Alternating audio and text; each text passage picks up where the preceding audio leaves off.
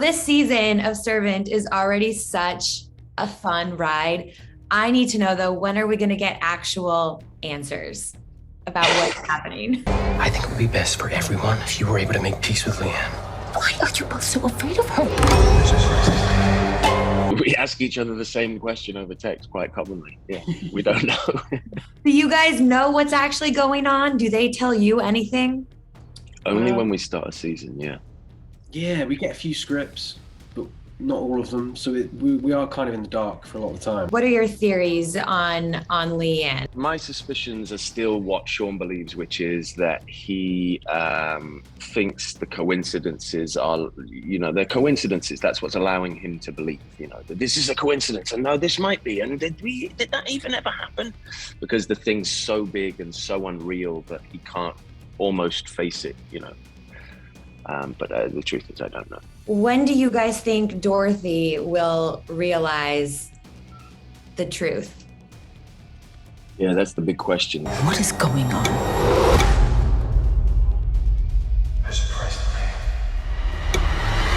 But I wonder who's going to be present. I wonder who she's going to reveal her realization to. Right. I think Sean, potentially, right? But it's possible that this is all being pulled together by the young lady. Yes, by Leanne. Yeah, it's possible that's coming to her. Rupert, Julian, he's trying to be sober. He did OD last season. He seems to be on the fritz and so anxious and angry at all times, which is so much fun to watch as a viewer. Where does he go this season? It felt very different. It took me a while to work out who Julian really was without all those things. Because I think for me, I've been using all just holding a wine glass and saying, I kind of use that as a real crutch. I love holding. It's such a good prop. You can do so much with just holding a wine glass. To be kind of without that, and you do kind of feel a little bit kind of unarmed a little bit. He's such a fun character to play. He's got such a distinctive way of speaking and a way with words that I think it's a lot of fun. He did have a romantic moment with Leanne at the end of season 2. Will that pick up or continue? Is that done?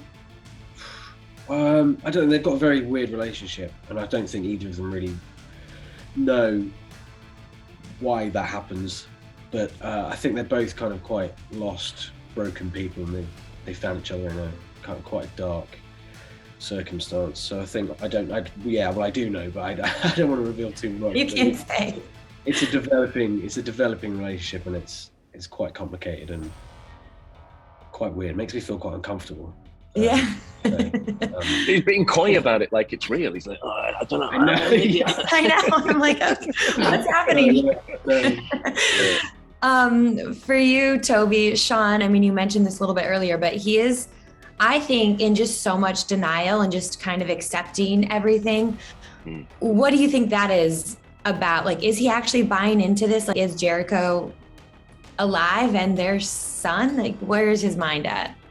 I think for me, it was very hard to transition from season 1 into season 2 and 3, which was that now he's the believer, because I was a non-believer too. That was the great thing we shared as brothers-in-law. Those little secret moments in the cellar. I thoroughly enjoyed that kind of idea that the huge title name we have, servant, it's who's the servant and who are they serving? It was that position for Sean in his relationship with his wife. He's serving. It's all help. I can help her. And that's his way of avoiding what's really going on. And I think, unfortunately, we're about to enter into, with season 3, that kind of what's actually coming back. Is there any love coming the other way? So it's also coming for everyone's going to have their realization of what actually occurred for them. Do you guys know how this season ends? Is there going to be a massive cliffhanger? What kind of questions will we have?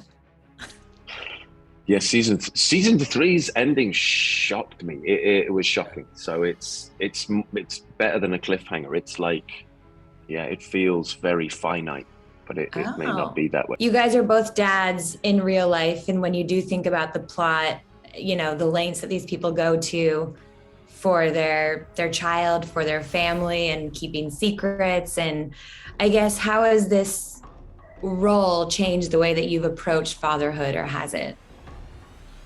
Yeah, for sure. I mean, I think it's definitely given me like a perspective and an insight to kind of what that loss would do to a family and what it would actually mean. I mean, and it's weird for me as well because Jericho's kind of the same age as Wednesday now, so they're hitting the same milestones. Yeah. Like when Jericho's first eating solid food, Wednesday was literally doing it at the same time. So it's a really weird kind of parallel life I feel like I've been living with that, and I think it's helpful, but it's quite eerie as well. Wednesday is such a cute name, by the way. It's a good name. I love it. Is it from the Addams Family or what? Kind of, yeah. It is really. I mean, not that we're like huge Addams Family fans. We just love the sound of the name. Yeah. And it just couldn't really be anything else. It was Wednesday. Yeah, it's her. Yeah. Yeah. Toby, what about for you? Yeah, I mean, there's also been, if you can see it as luck, there's been a lot of luck with the scarcity of work and having to be at home. I think it's made me cherish every moment, and I've spent a lot of time with my daughter. I kind of feel happy how well we pitched that loss to a family, because I couldn't bear it, and I also couldn't conceive. I know this sounds ridiculous as I say it out loud, but I couldn't conceive my life without her. I don't remember not being a dad. I thoroughly enjoy it. She's very adventurous, very coordinated, and I couldn't be more proud. It's great. It's so much fun to hear you guys talk about your daughters and like how much you love fatherhood. There's nothing more incredible than a tiny individual knowing that the most powerful thing they can do is lean their head on you, and you're like, "Ah!" It's the greatest thing in the world. Yeah, I don't know. It's great. It's great. Best. Yeah. It's just completely changed me as a person, like the structure of my life as well. It's been great. I'm sleeping better. I used to be like this terrible insomniac. Instantly kind of cured that, and I love it. And just kind of showing her things, and then kind of watching her discover the world and like learn things. It's amazing. You guys, Instagram. Toby, do you not have Instagram? Do you not believe in social media? It's not that I don't believe in it. I'm not bright, and I don't want people to know I can't spell, and I don't want people to hear me say stupid things about something else somebody else said. So it's just not helpful. I would not add anything to that universe. Rupert, you do have Instagram, but you've, I think, only posted 7 times. You have almost 5 million followers. What'd you say? I basically don't have it. I'm so bad. I kind of knew I was going to be terrible at it, but I'm kind of getting better. I posted something the other day. You posted your daughter in the director's chair, and I thought that was just so sweet. Yeah. But why don't you post more? I love Instagram. I love following people who are kind of watching stupid videos and things like that. But I don't know. I'm quite a private person, and I think for me, it just contradicts something about me fundamentally about kind of sharing so much. It's taken me a while to kind of embrace that, and I'm getting better. Just hang in there. Thank you for watching. If you want more extra, hit the subscribe button and the bell so you'll never miss a video.